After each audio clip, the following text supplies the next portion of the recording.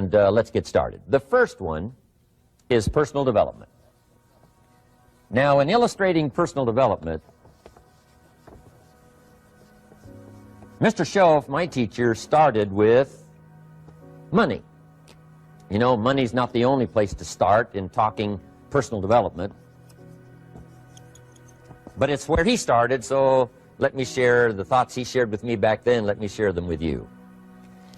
Here's the best lesson I can give you on economics. It's very simple. We get paid for bringing value to the marketplace. That's about as simple as I can put economics. We get paid for bringing value to the marketplace. Now, it takes time to bring value to the marketplace. However, we do not get paid for time, so we cross that out. Mistakenly, the man says, I'm making about $20 for an hour. Not true. If that was true, you could just stay home, right, and have him send your money. So that's not true. We don't get paid for time. We get paid for value brought to the marketplace. Now, since that's true, here's one of the key questions of my talk to you today. Is it possible to become twice as valuable to the marketplace and make twice as much money in the same time? Is that possible? The answer is yes. Could you become 3 times as valuable as you might be right now to the marketplace and make 3 times as much money in the same time? And the answer is yes. 5 times, 10 times? Of course. America is unique. It's a ladder to climb. It starts down here, let's say, at $5 an hour, and it keeps going up. Top income last year, $80 million. The guy who runs Coca-Cola. Now, that's a heck of a ladder. That's why everybody wants to come here, right? The boat people are not headed for Vietnam. People haven't plotted and schemed for 50 years saying if I could just get to Poland, everything would be okay. Not true. Everybody wants to come to America. And the reason is because we've got the best wind ever blowing in our favor. We've got the best economic opportunity anybody's had in 6,500 years. And all you have to do is understand it and take advantage of it. Now, there's some key questions to ask here. Why would the marketplace pay someone only $5 an hour?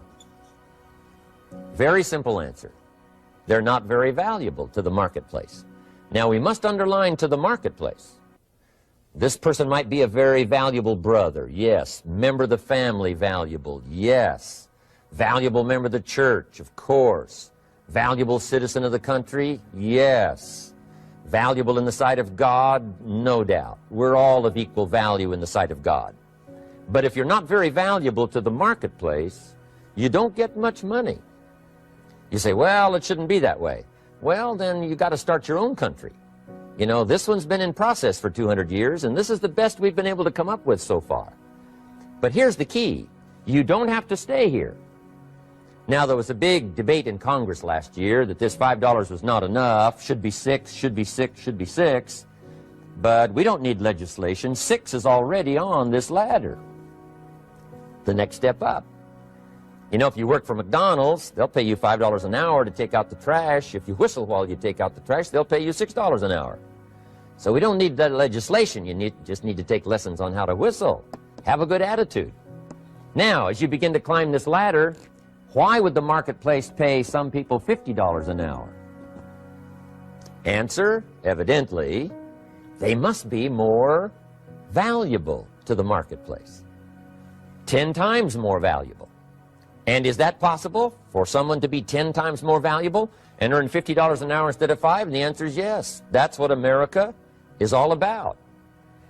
Now, why would the marketplace pay some people $500 an hour? Evidently, this person must be much more valuable to the marketplace. That's what's important to understand, to the marketplace. And would the marketplace pay one person $80 million for 1 year's work? And the answer is, of course. If you helped a company make $1 billion, would they pay you $80 million? I'm telling you, it is possible. And that's why America is so exciting. That's why this financial ladder is so exciting. It's possible for all of this to come true for all of you, no matter where you start. As a student in school, just getting started out there in the workplace, This is all possible for you. Now, Mr. Schoaf gave me the clue on how to climb this ladder as high as I wanted to climb.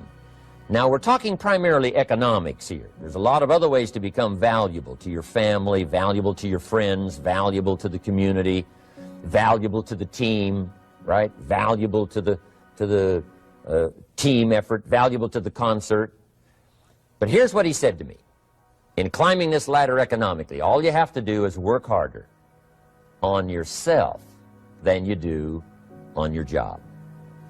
Once I heard that, it made sense to me.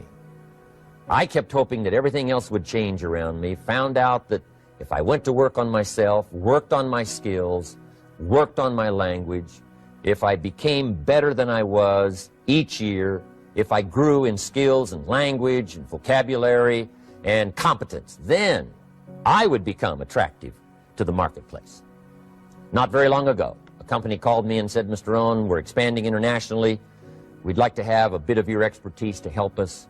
Would you give us a bit of your time? We'll add some millions to your fortune. And I said, okay.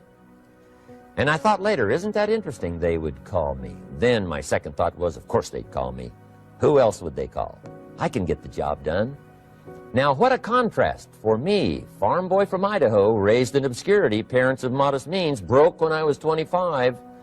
How come I would get a telephone call and someone offer me a lot of money to help them in expanding around the world? Simple answer, evidently.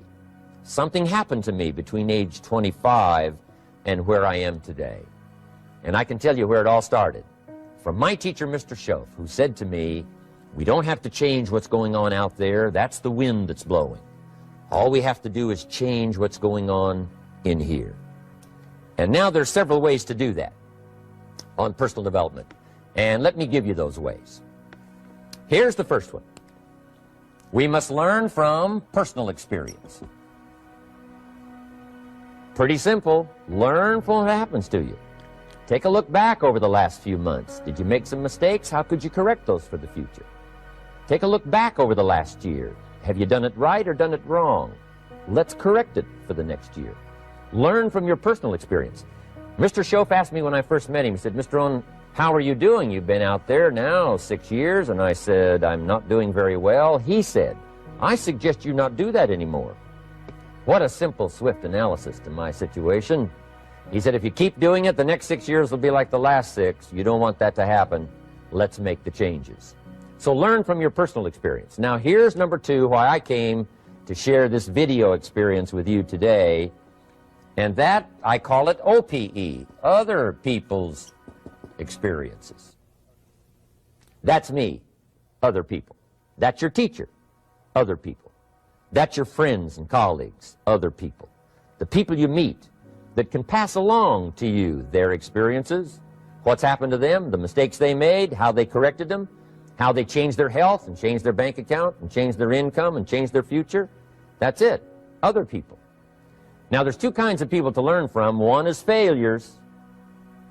It's too bad failures don't give seminars, right? That would be valuable. Bring your notebook, have them tell you how they lost it all and threw it all away, threw their health away and threw their friendships away and things didn't work out well. That would be valuable. But now then we must also learn from positive, people that have done well. They've got the health, and so we ask them, how did you become so healthy? They've got the skills, so we ask them, how did you become this skillful? They've got the income, so we ask them, how did you get here in such a short period of time? So now here's what's important in personal development. In learning from other people, we learn, number 1, by observation. We learn what we see. We watch people that are successful in what they do. In sports, we watch their disciplines. In business, we watch their disciplines. By observation, what we can see. The reason I created this video was something that you could see someone's experiences translated for you. Second, we learn by what we hear. I've got some of my lectures on cassette tapes, so you know you can take them with you wherever you go and learn by listening. Turn your car into a mobile classroom and listen. And then listen to the sermon on Sunday morning. Listen to the lectures. Listen to the teacher. Listen to someone who's got something good to say. And then number 3 is vitally important on personal development, and that is read all the books you can possibly read in your lifetime. Mr. Schoaf got me started on my library. I've got one of the better libraries. Haven't read everything in it, but I feel smarter just walking in it. My library. At least I was smart enough to buy it. Now I got to be smart enough to read it. And then, of course, I got to be smart enough to decide what's valuable and then do it. But this one is very important. Become a good reader. Some books that helped change my life. Mr. Schoaf recommended, of course, the Bible. And my parents made sure I was a pretty good scholar by the time I was 18. That's been so beneficial for me, drawing from those illustrations, reading about those stories, people who made it and people who didn't make it, and what the difference was. And then other books that helped to really change my life. One called Think and Grow Rich by Napoleon Hill. And then a book that helped me become financially independent by the time I was 31. And that book is called The Richest Man in Babylon by George Clason. And I'm going to share a little bit of that book with you when I get to financial independence today, our 3rd subject. But I started reading the books, attending the classes, making sure that I got in front of people that had something good to say. And then I started keeping a journal. One of the major things my teacher taught me was to keep a journal. He said, don't trust your memory. If you hear something good, just make a little note and write it down. Now, at first I took, notes on pieces of paper and torn off corners and backs of old envelopes. And it didn't serve me well, thrown in a drawer. Then I learned to keep a journal, a bound copy of all my notes. So I would suggest you do the same. Things that impress you, a poem that impresses you. When you attend a class, some of the ideas that impressed you, jot them down. You read something in a magazine, right? Some ideas. Take those out, put them in your journal. Keep a good journal the rest of your life. This will serve you well. My journals make up a significant portion of my own library. And if you saw my library and saw my journals, I tell you what you'd have to say. This is the library, and these are the journals of a very serious student. No wonder Mr. Rohn is invited to lecture and speak on his experiences around the world. So I want the same thing to happen to you. Value captured that you can resort to later, go back over it and review it, and let it become valuable to you. So that's my first subject, personal development. Work harder on yourself than you do on your job.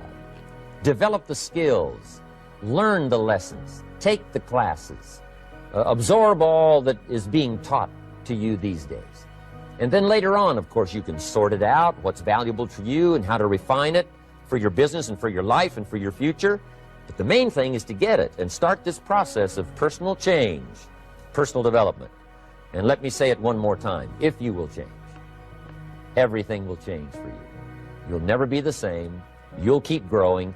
As you look back on a few months, look back on a few years, you won't believe the progress you can make. Economically, your relationship with your family, your friends, and whether you're in sports or economics or whatever, I'm telling you, that whole process of committing yourself for personal change, personal value, can really make your life unique and worthwhile. Now let's cover the second subject, on setting goals. Mr. Schoaf gave me some tips on setting goals that changed my life forever. And I want to share those with you.